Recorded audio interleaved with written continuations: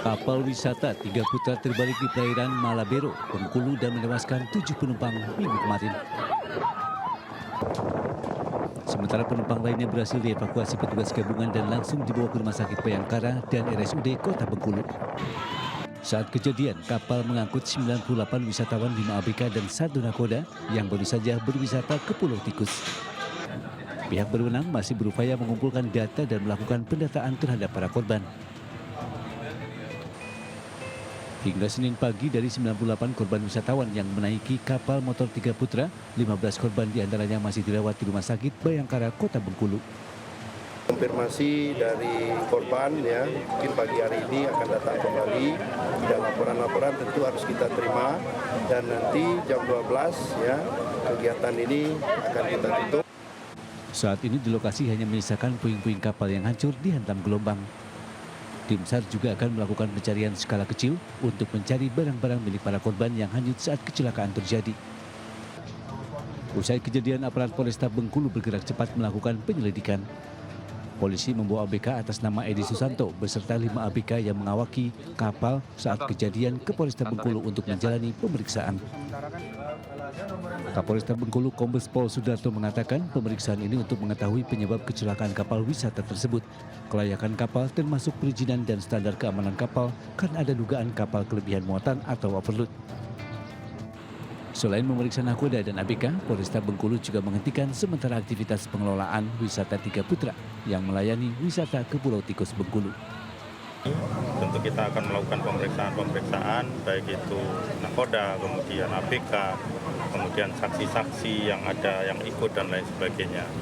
Doakan supaya proses ini bisa cepat selesai dan bisa kita mengambil langkah-langkah selanjutnya. Hingga saat ini pemeriksaan masih berjalan dan hasilnya akan diumumkan oleh pihak kepolisian. Dari Kota Bengkulu, Endro Driawan, iNews melaporkan.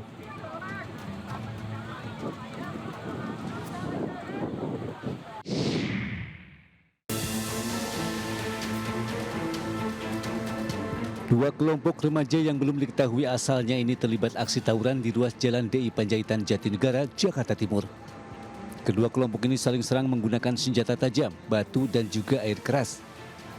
Aksi tawuran ini membahayakan pengendara yang melintas hingga akhirnya memilih jalur lain.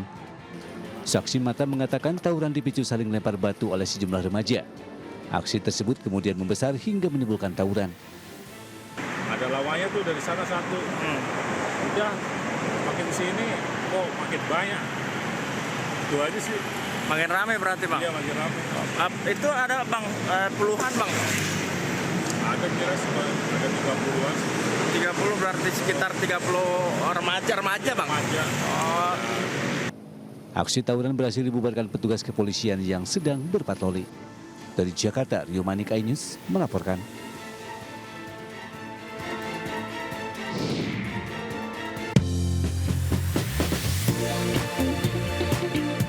Selamat malam pemirsa, menemani istirahat Anda, tim redaksi kami telah menyiapkan beragam informasi menarik. Inilah Buletin iNews Malam selengkapnya.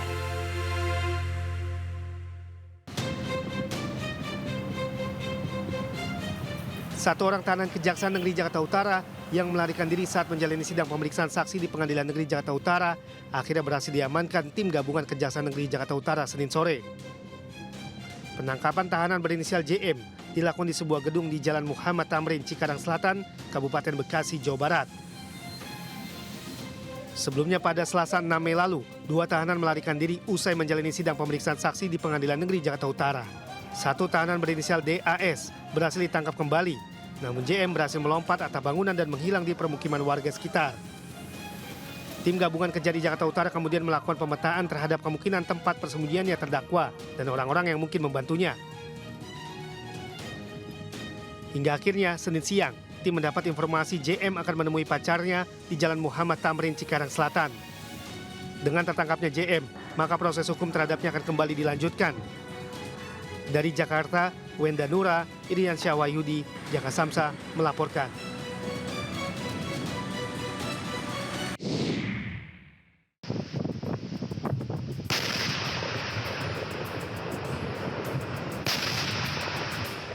Kepulan asap hitam disertai ledakan amunisi terjadi saat jajaran Gudang Pusat Amunisi atau Gupusmu, 3 peralatan TNI AD sedang memusnahkan amunisi. Pemusnahan ini berlangsung di Desa Sagara, Kecamatan Cibalong, Garut, Jawa Barat, Senin pagi.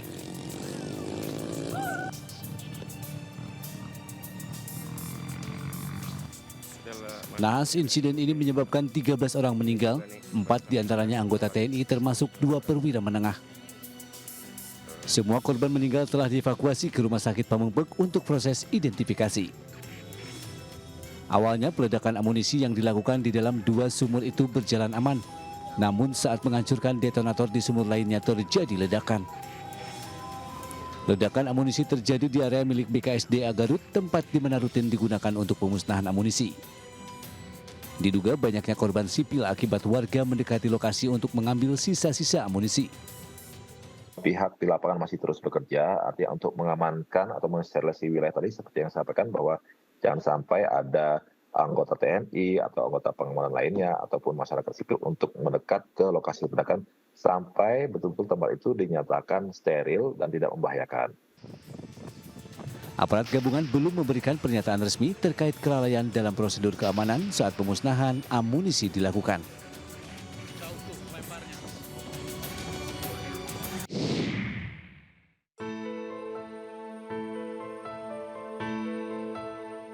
Tiga 13 orang meninggal dunia di lokasi pemusnahan amunisi di Desa Kampung Cijeruk, Cibalong, Kabupaten Garut, Jawa Barat. Seluruh korban kini berada di Rumah Sakit Pamengpeuk untuk dilakukan identifikasi. Dari ke-13 korban tersebut, 4 orang diantaranya anggota TNI termasuk Kolonel CPL Antonius Hermawan dan Mayor CPL Anda Rohanda.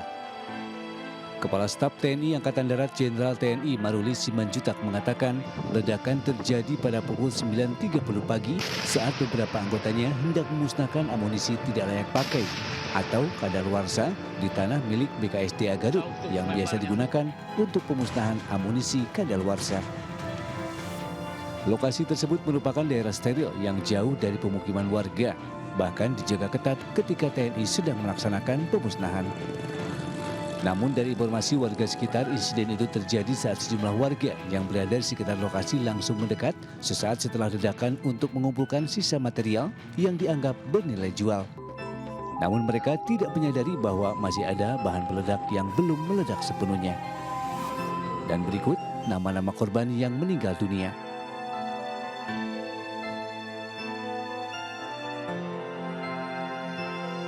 Tim Liputan iNews melaporkan.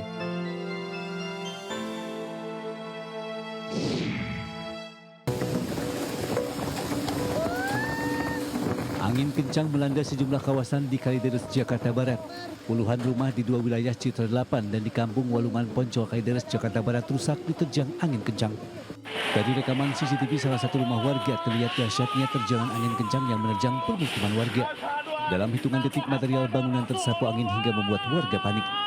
Usai terjangan angin puting beliung, warga mulai memperbaiki atap-atap rumah yang terbawa angin serta membersihkan perabotan di dalam rumah yang berantakan. Dalam kejadian ini, 28 rumah warga mengalami kerusakan, umumnya rumah warga mengalami kerusakan pada bagian atap. Sementara 3 warga terluka ringan akibat tertimpa puing bangunan. Dari Jakarta, Miftahul Gani, iNews melaporkan.